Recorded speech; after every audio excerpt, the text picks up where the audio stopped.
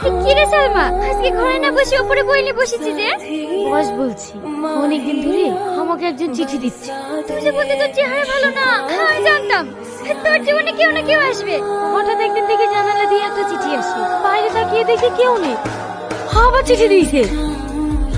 ওই দেখ একটা ছেলে যাচ্ছে, ওই ছেলেটা দিল না তো? ও তো আমাদের কলেজে পড়ে। কালোর কলেজে কি হয়েছে? এসব চলবে না, বাহার। ওই দেখ সামাদ এসছে। সামান, তোমার সঙ্গে কিছু কথা ছিল, তোমার নোটবুকটা পাওয়া যাবে? এই নাও। সামাদ, সব গেল।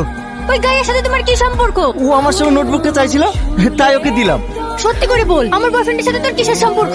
আমি সত্যি বলছি, তোমার বয়ফ্রেন্ডের সাথে আমার কোনো সম্পর্ক নাই। দ্বিতীয়বার যদি আমার বয়ফ্রেন্ডের আশেপাশে ঘুরিস না, জ্যান্ত মেরে ফেলবো তোকে।